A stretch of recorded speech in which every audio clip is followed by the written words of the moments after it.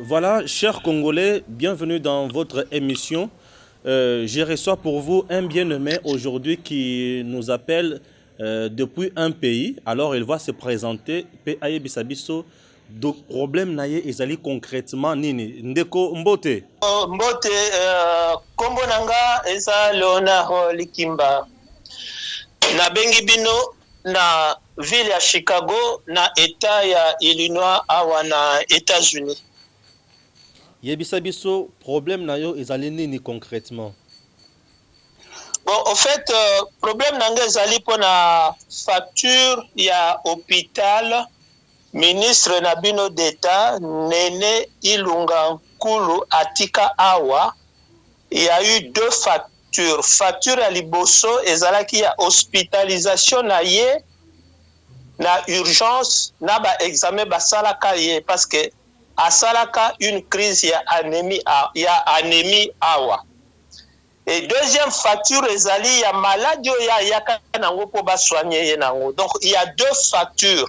Alors la première facture nga na futa yango ezalaka au total $15,000. Nga na futa 12 000 ezalaka 15 500. Nga na futa $12,000. Nene atinda 3 500 par le canal de son frère Paul Ilunga par Western Union. J'ai encore bordereau de retrait nango awa. Et maintenant la deuxième facture est koya après parce que ezalaki et pas ya docteur mon côté. Azaki na ba rendez-vous na maladie ya kanango pa ba docteur ebele. Et puis awa oyebi soko wuti pays d'Afrique ba salo kaka ba examen sur maladie ye nango te ba sala ye ba examen ebele po ba ye ba origine na maladie ya ki nango po ba traiter bien. Alors deuxième facture wana eya batindela kinga yango attends, batindela yango le 15 mai 2019. Il y a liboso ezaka na 2015. Alors facture à liboso tant on a fouti, il y a tindi mbongo. Na fouti, na tindeli ye bordereau nyonso wana na ba facture comme quoi ça a été payé pour alobaka na tindela ye yango pour se faire rembourser na Assemblée nationale. En ce moment-là, elle était encore députée nationale élu de Malemba Nkulu. Na tindela ye. Est-ce que baramboussa ye ou baramboussa ye te na ebité. Maintenant la deuxième facture tango eye koya na tindi neveu nanga qui est avocat a contacté Nene. A dit que deuxième facture eye ya autant na tindeli neveu nanga ba facture nyoso to. Neveu nanga a contacté Nene. Nene a tindeli avocat na ye. Bakomi kosolola na avocat na. Dans l'entretemps, Nene appelle sa neveu nanga qui me suit à Kinshasa, kombo na ye maître Serge Mfutu, a côté en contact na avocat ya Nene que je pas son nom, ba solo li bien et ye moko Nene appelle si Serge maître Serge rendez-vous bakutana. Alors mukolo oyo il fallait bakutana na Nene. Mon neveu, qui ne faisait que son travail en tant qu'avocat, a créé pour Basolola na Nene, a comme une porte, maman na Nene a bima, mon Nene, maman na Nene a menacé neveu nanga na ndenge moka ko sakanate. Et depuis ce jour-là, et là comment ko salamate, maman na lobino facture nyoso ba futa ya 3500. Mais je demande à ce moment-là. Elle était ici avec moi. Ezateli kambayo ki yango na musika azalaka awa pendant un mois. Ngana ye na mwana na ye tozwa ko telenga na ka ba centre nyonso pona ko sala ka ba examen. Elle était avec moi. Ayebi tout ce qui s'est passé. Mais est-ce que azalaka wa abimi sakata un lukuta moko to dollar moko atika que voilà mbongo oyo ezapona nini ya mwana na ye? Si elle n'a pas fait ça parce qu'elle a dit que Ngana Mwana Nele bon, tous qui ensemble. Mais à mon âge, je dis bien pendant un mois, tout tamboli partout. Et le jour où j'ai amené Néné aux urgences, de journaliste, oui, mokileza mabe, mokileza mabe, mais tout ça la kango pour na bato mokilité parce que oui, bato mokili a besoin de selon nous sauter nzambe mutazongi ça. Arrivé aux urgences, docteur Aloba Nabisoboy, Yazako Kangete, c'est moi qui lui transmets, qui lui disais tout. Alors, Sogi Bokoma Kiawa, 15 minutes après, Nene Alingaka Kufa.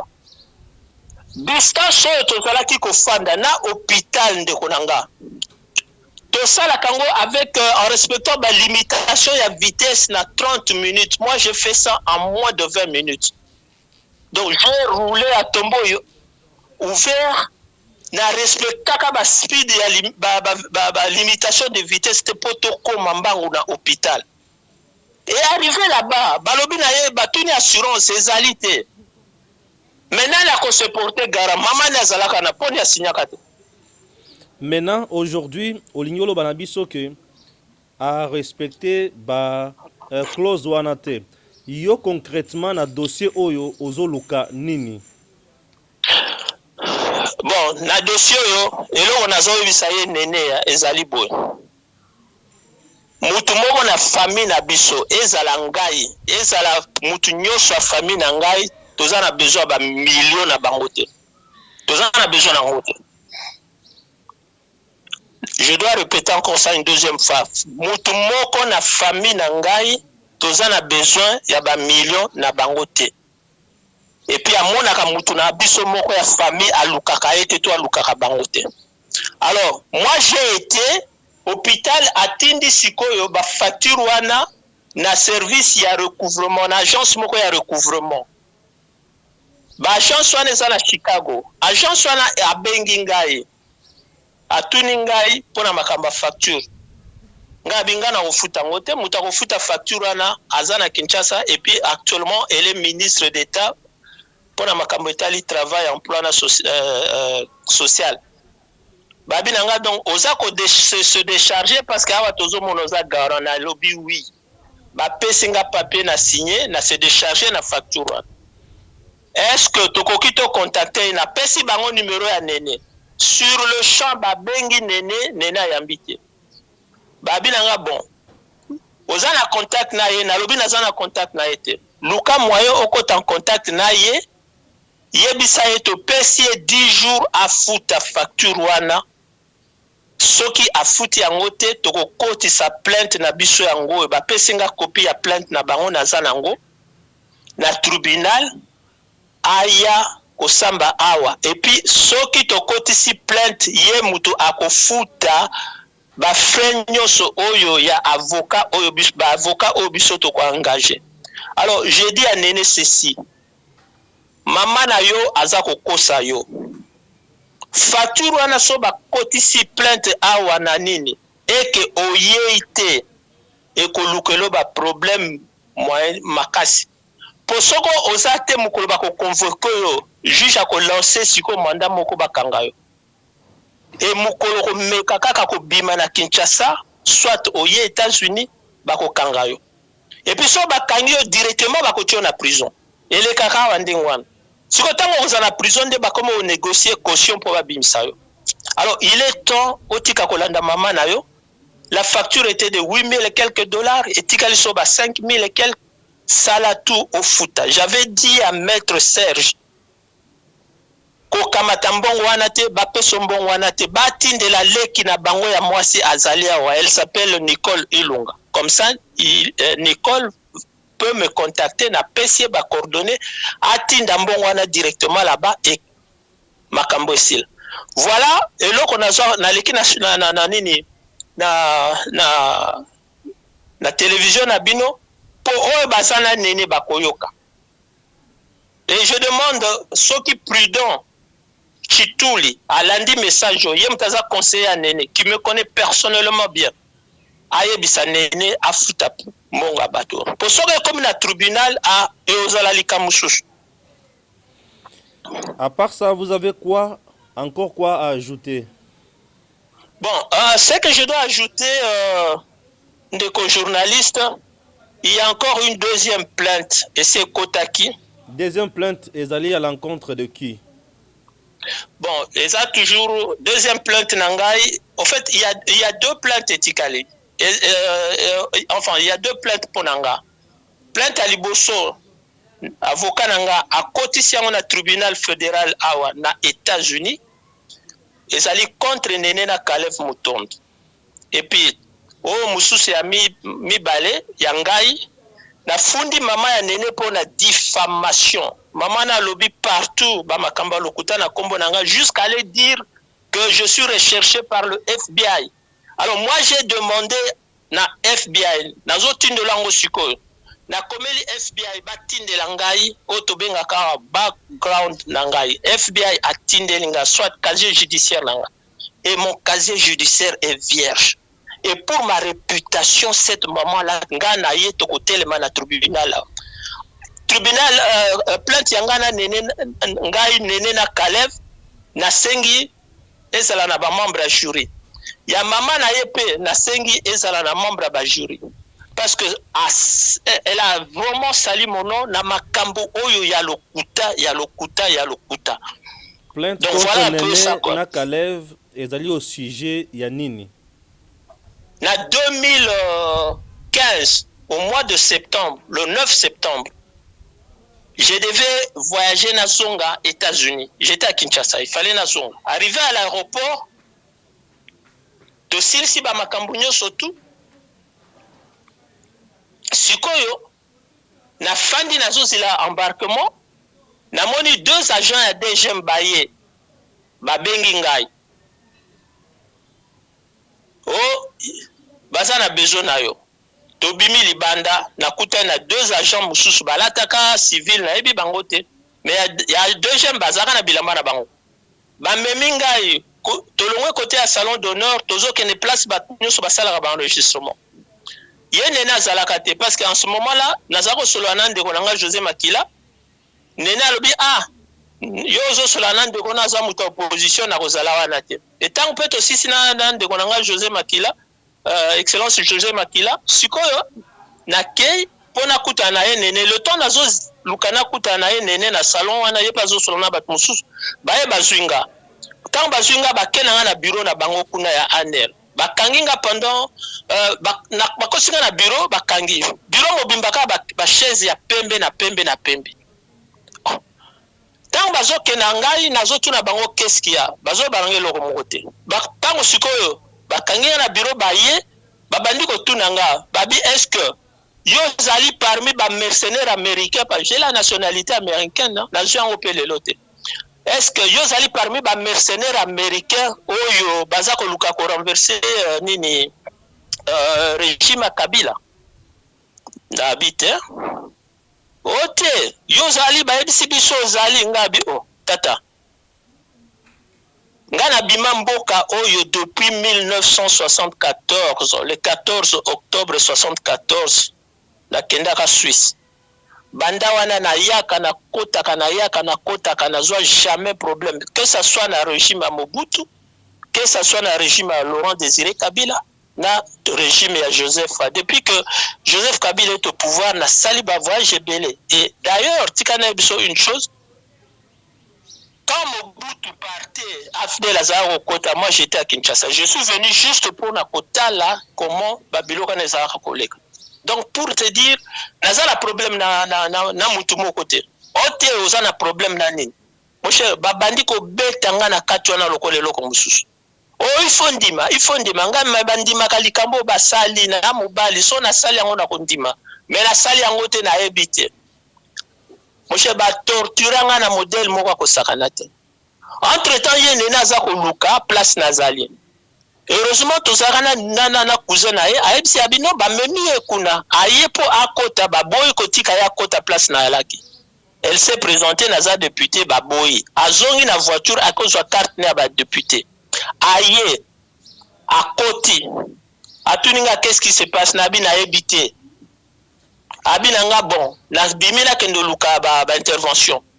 Abimi et après wana tangwa ye ayebisi batwala babengi bino batwala babengi biso kasi botika ye to bimi ndeko journaliste to koti na voiture toza koya to komi na niveau ya Pascal Nene alobi na ngai boye. Là je veux répéter ça que tout le monde ba ye bango bien. Nene alobi na ngai boye à lobby, Azaro Benganga toujours Papa Léonard. Papa Léonard, tu sais que quand tu étais là, na Batouana à Aner, Kalev avait déjà envoyé une voiture, et Zalaki on ezaka kozilayo. Gabi, pourquoi?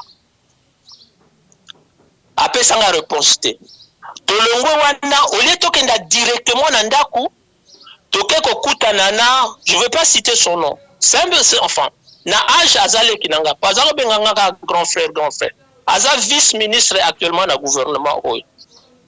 Tolandi na restaurant moko tozaka kokuta na même asia même na restaurant na tanga mona que tozaka na ba matata mona ya zwinga to bimi na biso non il faut to bimaka tout ça là.